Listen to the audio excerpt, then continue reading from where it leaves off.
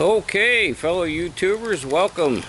Today I want to go over a few things on my Harley Davidson about overheating. Some of you who may be new owners to Harleys, this is my second Harley. You'll know or soon find out that they do have somewhat of an inherent overheating problem. Now, they're working hard to fix that. And in the 2019 Limited, they have come out with, actually it was a couple years prior to the 19, if I remember correctly, they have come out with what they call a dual cooling. Air-cooled and water-cooled. So they're heating the heat on the heads. They've got water jackets that they're circulating coolant through those and back down through a radiator system in your lowers. So that being said, we're going to get to talking about some things that I have done on the bike that it didn't even though it has the cooling jackets, the bike on an 80 degree, 85, 90 degree day a couple months ago when I got it, this bike was jumping up into the 240, 250 range, and as being a mechanic most of my life, that kind of thing just didn't really sit well with me. So that being said, I'm going to go over a couple of things on the bike that have made a significant difference. The first thing I want to go over is going to be the let me see if we get a better picture of it over here. Forgive me, I've got my sunglasses on. The sun is out. I think we will take a look at it from the other side here. Harley Davidson has, and I'm sure there's some other makers of what they call a tank excuse me, a tank raising kit. Now, all this is if you can get a good picture of this. Right here are two little metal straps with two holes in them. One of them fits on the frame stud, the other one fits on the little ear that comes off the tank. Okay, that kit, if I recall, between $80 and $100 depending on where you buy it. I just have a huge problem with that kind of pricing, and I think everybody does with Harley parts and their wear. And anyway, I don't want to get off on a tangent about that. So what I did is I had a couple of pieces of strap, looked very much like comes in the kit. I already had a hole in it. I drilled out the second hole at what I had spaced out under the tank. I put a spacer right in here, a 2-inch spacer. Okay, marked the holes, drilled the holes, put the brackets on, pop out the spacer. Okay, that's how easy it was. Now I'm going to tell you, it is in my personal opinion that is the single biggest difference that heat dissipation it has made on this bike. There's no question in my mind about that.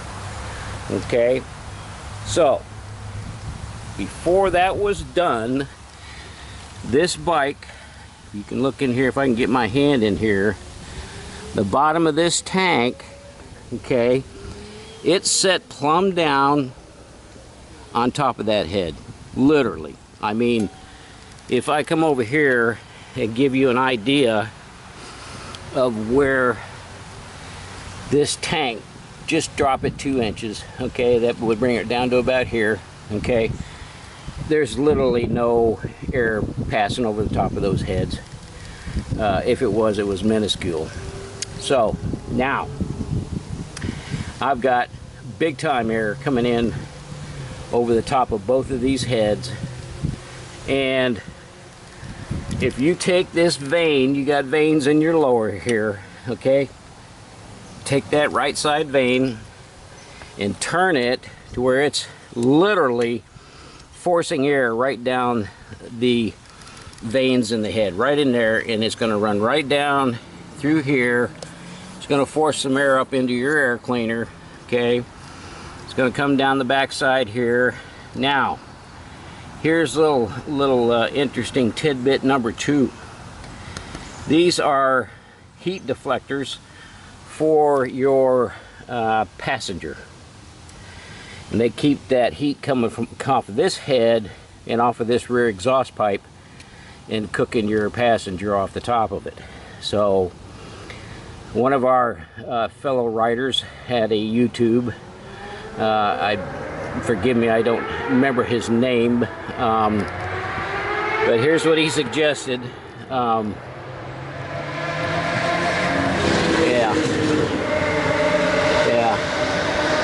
There's some of our fellow riders out there giving us a bad name.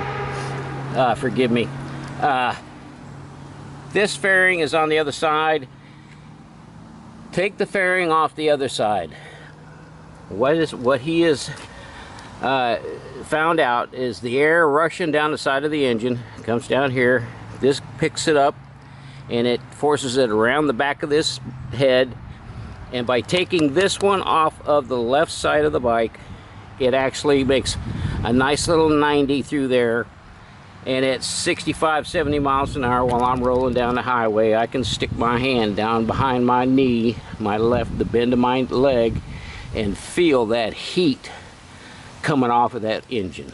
So that was just the simplest thing. That I don't know, I was just amazed at the wisdom that some folks come up with, some of the things and it's really a matter of trial and error, but it was still impressive to me. And at any rate, that's number 2, okay? Number 3, I wrapped the entire exhaust system. Now, I don't know if any of y'all have had any experience in wrapping the exhaust system on a motorcycle. It can be a little bit of a chore, and it's definitely got a learning curve to it. I restore old motorcycles, and I have done it on a couple of them. So the long and the short of it is, these chrome heat shields, okay, are held on by a hose clamp that's incorporated into the inner side of these, okay? And then those hose clamps go around the actual exhaust pipe, and that's what keeps them up there snug and in place. They're not very hard to get off.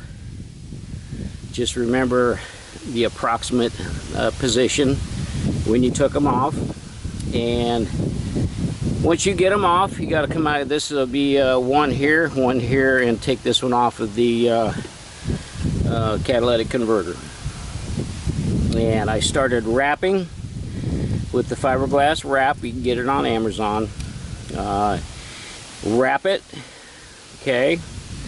And I'll tell you how I do it, and maybe I'll do a video on it later. But I'll make a couple, 2 or 3 wraps right in this area here, okay? And then I will hold it taut, and I will slide it up the pipe right up to the head, okay? And then I take a piece of wire. I use mechanics wire. They make stainless steel ties that come with your wrap. So some of those are easier to use and some of them ain't. I find mechanics wire works really well. At any rate, wrap, slide it up to the head, and then continue wrapping.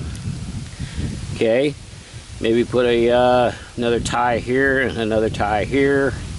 Same thing with this one. Wrap it down here where you can get to it. 1, 2, 3 wraps. Slide it up the pipe up against the head. put a wire tie on it, and then continue to wrap it with occasional tie down points to keep it taut. Catalytic converter, I wrapped both pipes from here back to here and went ahead and wire tied those in place as well. Put the heat shields back on it, and that will take a ton of heat off of the bike coming up on you and your passenger. Okay, it's really pretty amazing the difference in heat dissipation that those three things have done for this bike.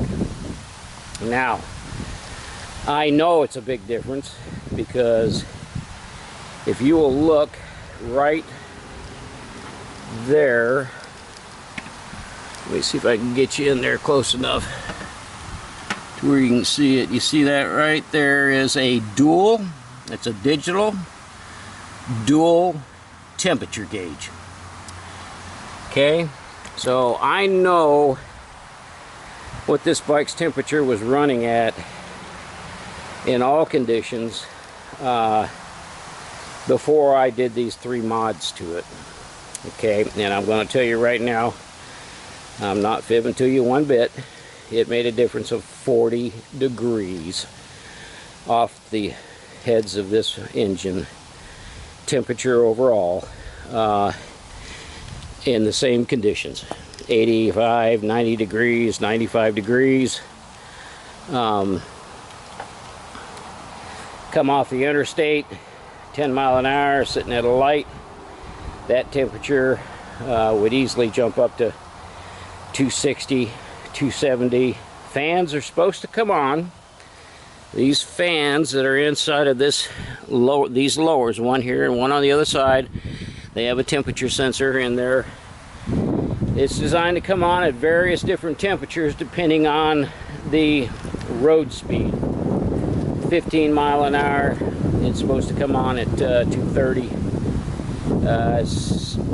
65, 70 miles an hour, it comes on at, I think they said 195, 200, something like that. This bike never even gets close to that. So that's the difference that it's made. I'm all about heat dissipation on any engine. It's the killer of any internal combustion engine, and I think most of us guys know that. But here's what I did. That little temperature gauge up there, it comes with a positive negative lead. Just fish them underneath the tank down to your battery, positive negative. I did have to extend the wires on it.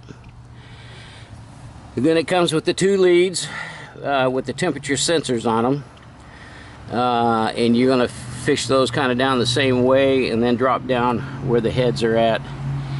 So here's what I did. These have, I marked the one piece with blue here. I could probably take that off at this point, but anyway, I marked that so I know which one would be the rear head. You can go up here and through a series of button presses, you can read your instructions. You can set it up for Fahrenheit or Celsius, and you can then you can go in and set look at your temperature on number 1 and on number 2. So I made number 1 on the gauge. I made number 1 the back head. Back head is going to run quite a bit warmer. So if I know what the temperature is on the back head, even though I can read the front temperature, I'm going to know that it's characteristically 10 or 15 degrees cooler. So that being said, they're designed with their little copper ring to go underneath the spark plug. Pull the spark plug out, and they're supposed to go through the spark plug, take the ring. They're telling you, some of them say take the ring off of the plug, and the copper ring that you're going to put on the bottom of the plug will take up roughly the same amount of space. I don't know whether it's true or not. These I've never seen I used to call them mini plugs, 5/8 mini plugs. These have a shoulder, a 5/8 shoulder on them, but the shank on the plug seems to be much smaller to me than I remember in the past. That being said, I didn't like the idea of pulling the ring off there and changing the distance on the bottom of that plug inside the cylinder head. So what I did was I pulled the spark plug wire off. I left the plug in the head, dropped the copper ring down on top of the spark plug, and then I cut me a couple of sections of fuel line, temperature fuel line, and I cut me 2 rubber spacers about yay wide, and I trimmed them as necessary that I could slide it down on top of that copper ring, okay? And then when I pushed the plug wire down on top of that rubber spacer, it would force it down on top of the plug for a good conductor. And these plugs, you got to push on them pretty hard to get them to snap down on that plug, and it just works great. So that's what I did, and I am so much more comfortable with the heat issue. And for those of you who are looking to get yourself a Harley, depending on whatever your preference is, I'm a big cruiser fella. I looked at the Street Glide, I looked at the Road Glide. I do a lot of year-round riding, so the lowers were almost a necessity, and the baggage with the wife, it just works better for us all around. But I will tell you this is a 19, and man, oh man, what a gorgeous motorcycle. I absolutely am impressed.